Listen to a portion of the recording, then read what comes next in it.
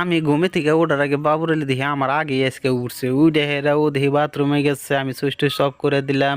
এদিকে বাবুরালি কিন্তু TV on করে থিয়ে বাথরুমে গেছে গা। এমরা আমি ঘুমিয়েছিলাম, বাবুরালি বাথরুমে যায় হেরে টিভি সিভি অন করে থিয়ে গেছে গা। এদিকে আমি সকাল সকালে একটা ব্লগ ভিডিও বানানোর চেষ্টা করলাম। আসসালামু আলাইকুম প্রিয় বন্ধুরা, আজকে শুভ সকাল।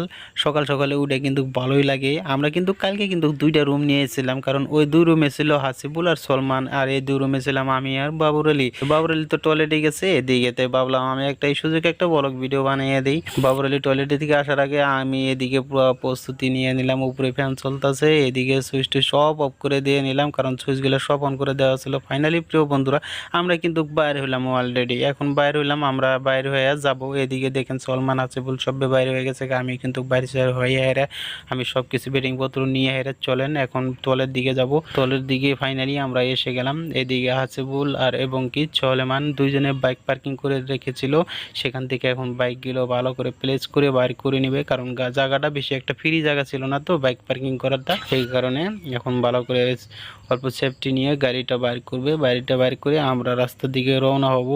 এদিকে দেখেন হাসিবুল আর সলমান কিন্তু অনেকটা বুদ্ধি করতেছে যে কোন দিকে কিবা করে যাওয়া যায়। এদিকে বুদ্ধি টুদ্ধি করে বাইক সাইক অলরেডি ঘুরানো হয়ে গেল ফাইনালি। তো এখন আমি আর কি করব, আমি চলেন যাই, ভিডিওটা এখান থেকে শুরু করি। ফাইনালি বন্ধুরা, কালকে আমরা এসেছিলাম গোয়ালপাড়া থেকে গুয়াহাটি পর্যন্ত, গুয়াহাটির লোকরা পর্যন্ত এসেছিলাম। এখানে আমরা ভালো করে রাতটা কেটে নিলাম।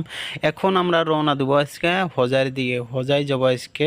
চলেন আজকে আপনাদেরকে সাথে করে নিয়ে আমি যাব হোজাই যাব। হোজাইটা ভালো করে ঘুরে চড়ে দেখবো। আর এদিকে রাস্তার মাঝে যদি একটা লোক যদি বা একটা বা দুইটা লোক যদি পাই, হয়তো আমরা কাজগুলো করে যাব, সাথে থাকবেন। এদিকে কিন্তু সলমান রুমের ভিতরে মোবাইলটা কিন্তু সাইডে দিয়ে এসলো, যে মোবাইলটা আমরা ভিডিও করি, সলমানের OnePlus মোবাইলটা দিয়ে আমরা ভিডিও করি, সেই মোবাইলটা কিন্তু সাইডে দিয়ে এসেছিল রুমের ভিতরে। এখানে কিন্তু কার একটা সুবিধা আছে, আপনি মোবাইল সাইডে থেকে যে কিছু বস্তু সাইডে দিয়ে আসেন, সেই বস্তুটা আপনি লগে লগে গেলে কিন্তু পাবেন, বা 2 ঘন্টা পরে গেলেও পাবেন, অসুবিধা নাই। এই ধরনের রুমে থাকাটা মানে পুরো একটা সিকিউরিট পাওয়া যায়, তার জন্য ভালো লাগে। বা রাস্তার মধ্যে হারিয়ে গেলে হয়তো পাওয়া যাবে না, কিন্তু রুমের ভিতরে কোনো বস্তু সারিয়ে দিয়ে আসলে 24 ঘন্টা পাশে যাবেন, তাও আপনি ওই বস্তুটা আপনি ফিরে পাবেন, কারণ ওখানে অনেকগুলো সিসিটিভি ক্যামেরা থাকে, তার জন্য ফিরে পাওয়া যায়। একা বেকা রাস্তা দিয়ে আমরা সোনাপুরের রোডে উঠতে আছি, পাহাড়ের মধ্যে দিয়ে পুরা একা বেকা রোড। আর একটা কথা না বললে নয়, আমাদের অসমের ভিতরে পপুলার সিঙ্গার ছিল, সে ছিল আমাদের জুবিন দাদা। জুবিন দাদার এই সোনাপুর সমাধি করা হয়েছিল, কারণ জুবিন ক্ষেত্র আমরা একটু গেলে হয়তো পাবো, একা বেকা রোড দিয়ে গেলে একটু আমরা গেলে হয়তো আমরা জুবিনদার সমাধি ক্ষেত্র আমরা হয়তো পৌঁছে যাব, জুবিন ক্ষেত্র।